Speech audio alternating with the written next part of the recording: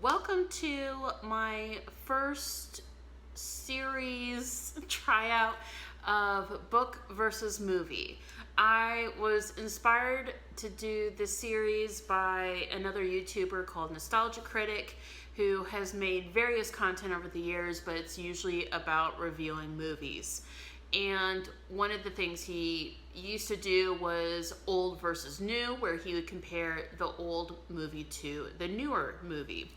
And so I figured I would take that idea, twist it, and have it be analyzing the book compared to the movie. Which one did it better? Maybe there's good things about both of them, or maybe both of them were just horrible.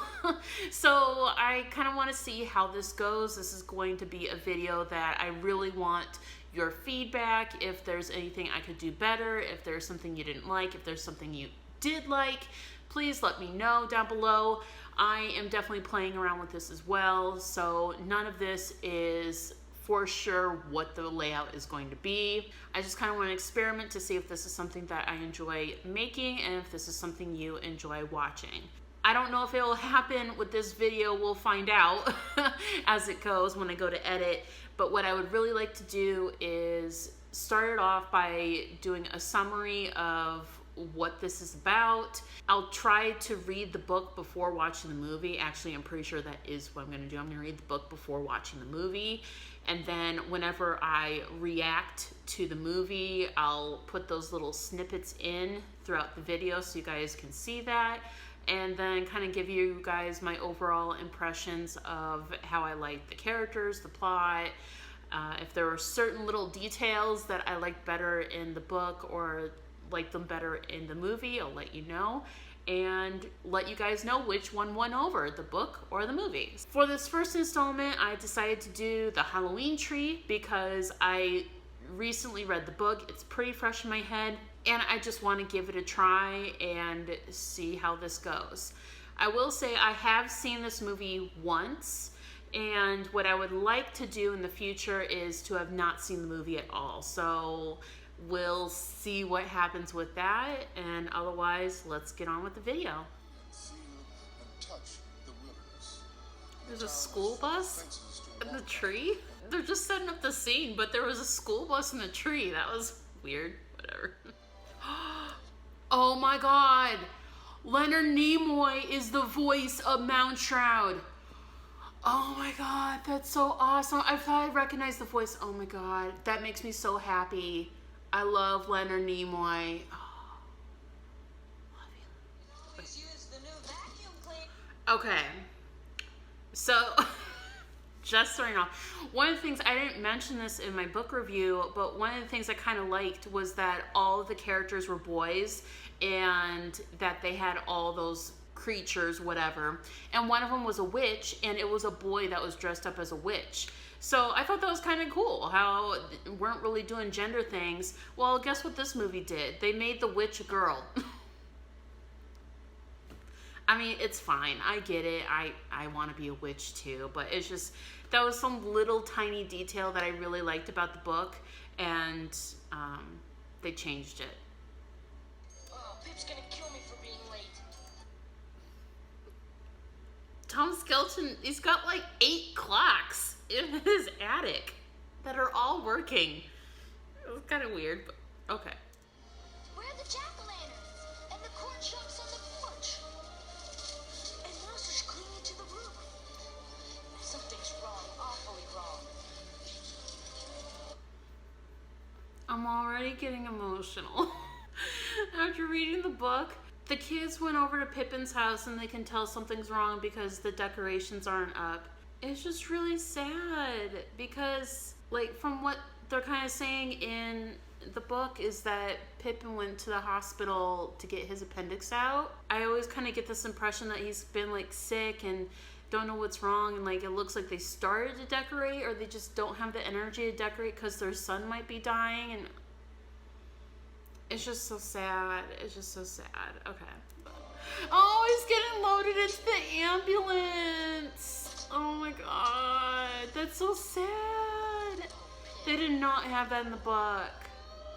Oh my god. In the book, you just kind of, like, Pip opened the door and he looked a little weird, but you know, they thought everything was fine. But here they obviously know something's wrong with him. Oh yeah, it's still appendicitis in the movie. It's just a matter of they saw them leave in the ambulance, and Pip left a note instead of just telling him in person. Another thing that is different from the book in the movie, which I think is a good change that the movie did, was that instead of following 8 boys, we're now following 4 kids. So I do like the change that they lessened the amount of kids, because it was really hard to keep track of all of them, and most of them weren't even mentioned in the book. So the ones that they seem to really be focusing on for the plot, I'm assuming, are the ones that we're following. Stop! Wait up! Oh!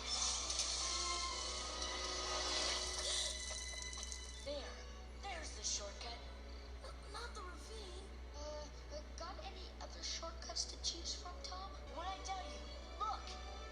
It's Pip! There! Hey! Okay, so they're going on a shortcut to get to the hospital to see Pip. In the book, Pip was going to meet up with the kids at a certain house, and he's like, okay, just go to the house, I'll meet you there. And so they just went to the house, and there was no problem. Well, now they're going through the shortcut, and it's this, like, really spooky shortcut, and they just saw Pip running there. I mean, I guess it's kind of the same idea that Pip answering the door and Pip running, because he's not really there, but different. Okay, they're playing it off as if this is a big, huge joke that Pip is pulling on all of them. Apparently, Pip is a jokester. So they're thinking it's a big old trick for Halloween night, so they don't really think anything's wrong. Oh, that's cool. They have these really nice details in the trees, though, to make it look scary, and like the trees are... Okay, so I guess they're not going to the hospital. They were just following Pip, and they're now at that house. It is definitely like the definition of a haunted house. I do like how for the knocker on the door, they have a Marley knocker, where it has like this big face and the big thing you can knock. So I do like that. I like how they kept that in the story. I don't remember the kids going into the house. I mean, maybe they did, but I don't remember them going in. I just remember the tree appearing outside of the house. So much has happened in the past 5 minutes. Okay, so they go in the house and they run into Moundshroud, who definitely looks creepy, but he's talking way too much, and I guess it's to kind of help introduce what the plot of this movie is, but the book was able to do it without all that. I don't like how he referred to one of the kids as the big one, but I mean, it's a dated movie, so what are you gonna expect? And then they just confirmed that Pip is a ghost. They ran into Pip and he's a ghost. Why? Why'd you do that? Because in the book, it does it so well on gradually, like, making the kids feel at unease, like, oh, maybe Pip really isn't okay. Like, what can we do to help him? And, like, that's the whole reason that this trip starts off at the very beginning, is like, oh, we want to find Pip. Can you help us? Like, this is all a trick. Can you help us find Pip? And Moundshroud's like, okay, let's go. And then they fall into Egypt. But I don't know. I don't know what I think of this. What the hell is that? Okay. Oh, God. Okay. Well, that's the Halloween tree, obviously. But it is really tall. It is taller than I thought it was. They show a side shot of it instead of like looking at it from up and down. And it definitely looks big, but in the up to down shot, it looked like the trunk was really, really long. But the side shot here that I have, I think is a better idea of what I had for the Halloween tree. Except maybe even no leaves, just all jack-o'-lanterns. That would be awesome. Look! That pumpkin! It looks just like Pip. We're 15 minutes in. We're actually a quarter of the way through the movie and we haven't traveled anywhere yet. Pip, for some reason, is in the Halloween tree, and there's a pumpkin that looks like him, but I don't think it works that way. I mean, maybe it does, but I didn't think it worked that way. And they're definitely making Moundshroud to be, like, evil. And I never got that impression in the book before. He seemed more neutral, and when we get later into the movie, I'll mention why. But he always felt like more of a neutral character that was just kind of showing them along and educating them.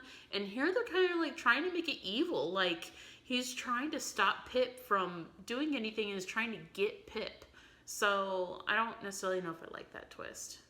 Pip took his pumpkin, and then Moundshroud just blew him away in a tornado. Why? This is not in the book. Okay, and then Moundshroud is saying, I didn't send him away. Pippin escaped. Yeah, he escaped in a tornado that you sent. Okay. It's weird because they kind of went back to what the book does, and where the kids are trying to find Pip, like, where is he? And Moundshroud's like, oh, he's in the undiscovered land or the undiscovered territory. I'll go with you to help find him, but it's going to take all night or whatever. And so they agree to do it. So I don't understand why the movie made it more convoluted by adding... Because, like, they ruined the twist at the end of the book and put it at the beginning. Like, you're not supposed to know all this. It's supposed to be like, well, what is happening to Pip? What is going on? And I don't like the way the movie did that. But now, apparently, we're back on track. So let's see if it stays on track.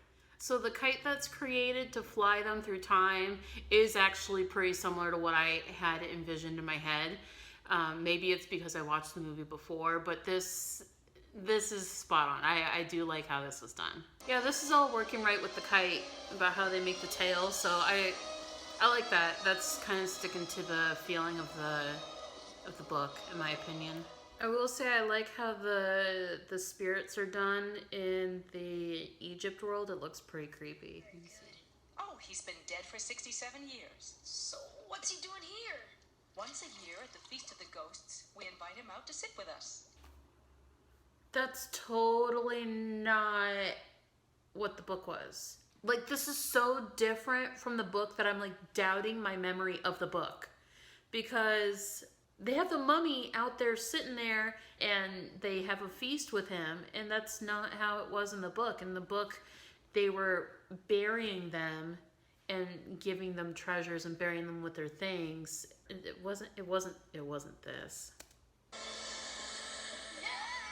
It wasn't this at all. I'm gonna see if they rectify it though. Well, there were supernatural elements in the book in relation to traveling over this period of time and traveling different places in the world.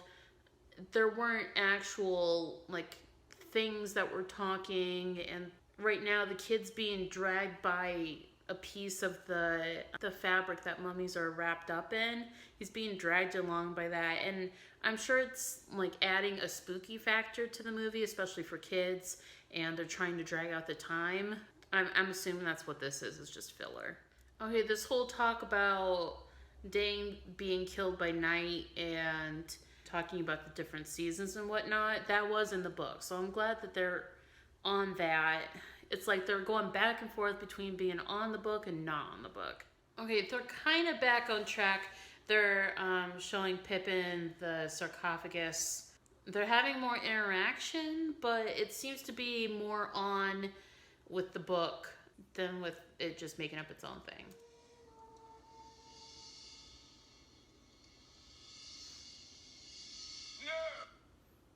Right when I say that it's getting back on track with the book, it goes way off of it because they have this overlying plot that Moundshroud is trying to get Pippin back because he has his pumpkin. And now apparently Pippin's like slowly coming back to life because of the pumpkin. Like, the pumpkin said something about living forever, so is he giving Pippin eternal life via pumpkin? Why? Is it just filler? Like, maybe it's just filler. It's stupid filler. Okay. And Pippin's running away again. Got it. Apparently Pippin knows how to harness the magical abilities of the pumpkin because he just spins it and then off he goes, which I don't know how he learned to do that. I will say I really like the animation and the music. It's on point. I don't remember the kids going to Stonehenge, but if it's for the witch, I understand why, so can't be too mad at it yet. We'll see. In these dark times, people thought that on this special night, those who had died during the year were turned into beasts, became cannibals, dogs, wild boars, or worse, Oh. cats. They're talking about people turning into animals. So, I don't know what that's about. That's a lot of brooms. Like, Hey, you know what too that many is? brooms. A broom festival. And they're making brooms, but not ordinary brooms. Touch them. Feel them. No. No! This better just be filler again, because they're saying about how the whole community is banding together to make brooms for the witches. No, no, no, no, no, no, no, no, no, no, no. No, no, no, no, no, no, no, no, no, no. The complete opposite. Okay. Okay. Whoops. And of course it's a magic broom. Because why not? Filler, filler, filler. The moon had a skull in it too. I just like how very subtly it's doing it throughout the movie. Okay, and then it goes back to the book. I don't get it, movie. It goes from like not doing the book whatsoever, and then like 3 minutes later, it like contradicts itself because it starts following the book. Because we were just talking about how the witches made all these brooms and it just made them fly all over the air, and then now they're talking about how, well, yeah, there were witches, but there also weren't witches, and they couldn't do any of those magic spells or anything.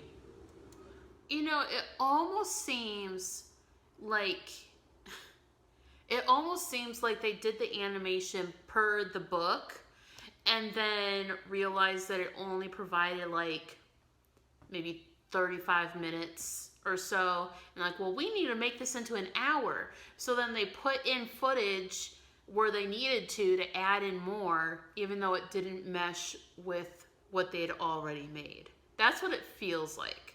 Like, everything is flowing through seamlessly, but it's the information and the way that information is being told that it's like, what is this?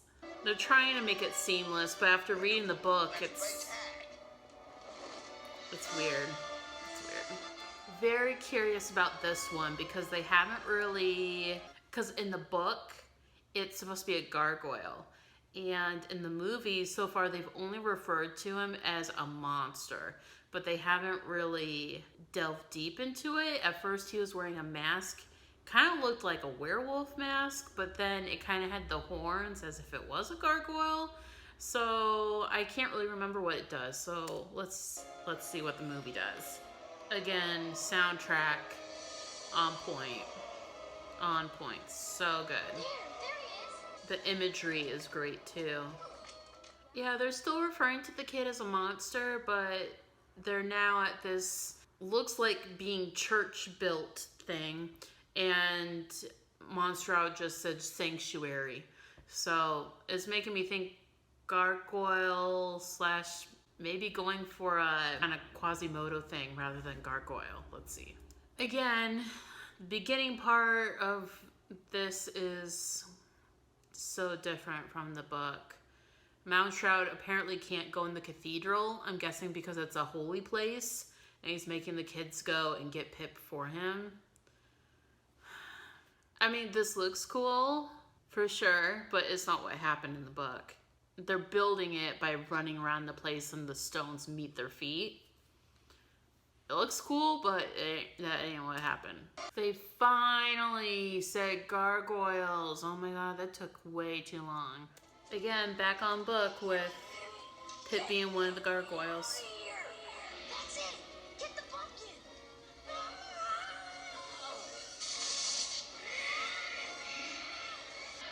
The gargoyle's alive? Again, that stupid pumpkin. Well, they really didn't do much justice to the Dia de los Muertos story. Like, they had it accurate, but they didn't really go into the tradition and why they go back to the graveyards on Halloween night. And well, I know it's not on Halloween, but they didn't like go into the why. And that's like the one happy sweet part of the whole book, is like how it's this happy celebration where they can be with their family again, and they didn't even go into that. We're just straight into the catacombs. Why? Oh my god. What do we do? That's terrifying. This is like me going through a Halloween maze and everything's reaching out at you. Oh my god. Although in the book, they're not supposed to be reaching out for Tom. They're supposed to be reaching out for Pip. Tom. Because he's supposed to stay. So I could be leader for a change. Oh my god! No! No! That is so wrong! Oh my god. Okay. I can't believe you just said that. So, every character has been having like their little moment with Pip, right?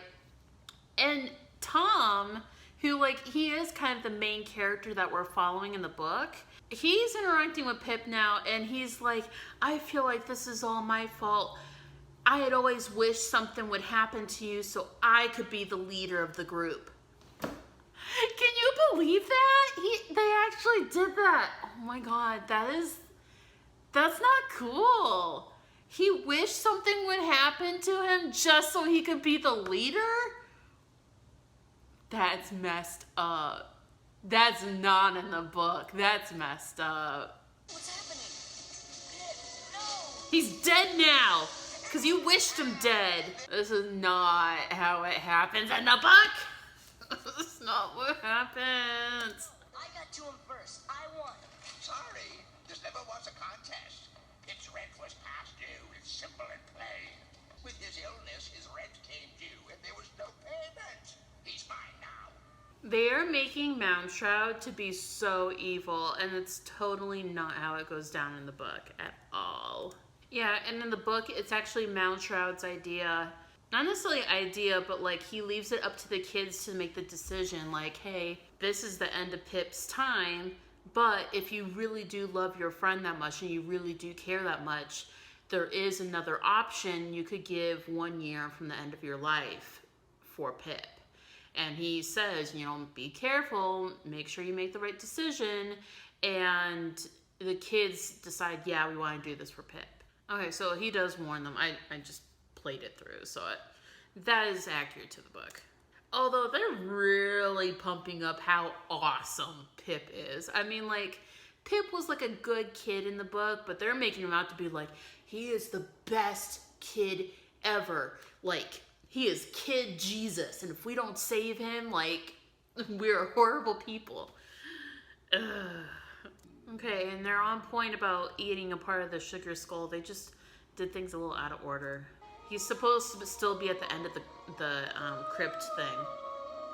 Oh, they just regenerated him at the end. Got it.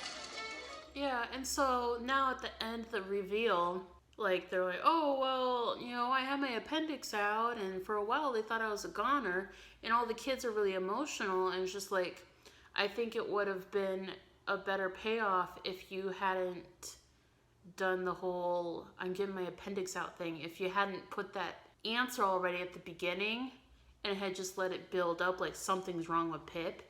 Like at first it's like, oh, it's a little joke, blah, blah, blah, blah. And then towards the end it's like, oh gosh, no, there really is something wrong with Pip and we're gonna lose Pip.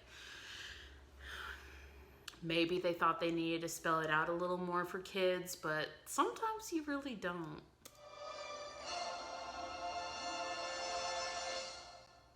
So, just finished watching Halloween Tree, and What I couldn't help but notice was that overall, for the most part, they did stick to the original book. But every once in a while, it seems like they didn't have enough footage to make a whole movie, and so they needed to put filler in. So they added this subplot of Pip having his pumpkin and going through the worlds, and Mount Shroud being evil and trying to get the pumpkin back. And it's like they added this filler in to put in some more time when it wasn't part of the book at all. I also noticed, and this is something that I really liked about the book, so I am a little upset that it's not in the movie. I can't remember exactly where in the book, but there is a scene where the kids in Mount Shroud are hiding from this dark, shadowy creature, and it's never really explained what this dark, shadowy creature is, but from my understanding was that the shadowy thing was death, and that when Mount Shroud is taking one life each from each of the kids in order to add it to Pip's lifespan, it kind of gave off this impression that Mount Shroud is like the Grim Reaper, that, you know, when it's your time, I'll see you again. So I thought that was really interesting and really cool, and they really didn't play that out. There's a part kind of at the beginning where they mention Pip is out of time and Mount Shroud's there to get him. But as the movie goes on, they just kind of portray Mount Shroud as being evil. And in the book, he's very neutral. And I really liked the book for that, being a neutral figure instead of some evil thing. Because when it comes to death, and especially since this is more like a kid's movie, a kid's book, I think it's better to portray death as something that is neutral. It's not some bad thing that comes out for you if you do bad things, and because then you get confused. The kids get confused on what exactly death is and why their grandma just passed away, or like, you know, my mom was a good person, why did they die? And I feel like the book did a really good job of representing it. Sometimes it's just their time. I will say the movie does an amazing job at the animation. There's especially some parts at the very beginning where they went for some unique shots I don't normally see, at least in these older animation movies. I don't see them very often, so that was cool. The music was spot on for the atmosphere. Also, all of the scenery, the way everything was drawn and designed is just perfect for the atmosphere of this book. I don't think there was anything that I was not happy with. The only thing that kind of threw me off a little bit was the school bus and the tree. But besides that, everything else was really cool. I would have to say, in regards to atmosphere, the movie does it better. But when it comes to the plot and the purpose of what the story is portraying, the book definitely did it better. I felt like it was better in building up the emotions that you have for each of the characters and really understanding the tradition that lies behind Halloween over time and over countries. And I felt like that was done really well. In the movie, it kind of seems like they added on because they didn't know what to do, and then when they got to the end, they didn't have enough time to focus on the real stuff, and so they just whipped by it. I wish they had more time in Mexico. Like, that would have been cool, but that's not what we got. I don't think I could necessarily recommend one over the other. I think the movie is an enjoyable Halloween watch. I can see why it would be a classic, and I definitely really love reading Halloween Tree as well. That is also a classic in and of its own right. Considering that I've watched other movies that were way off base compared to the book, the movie really didn't do that bad. I was definitely nitpicking a little bit more. There were some lines that I recognized that came directly from the book, and I felt like it wasn't that bad. If you have time, try out both of them. Again, just a reminder, this is the first one and hopefully a series I'll be doing. Leave your comments. things you enjoyed, things you didn't enjoy, any books, movie comparisons you want me to make. Let me know. I have a whole list, but I would love to hear what your guys' thoughts are and which ones you want me to get to. So until next time.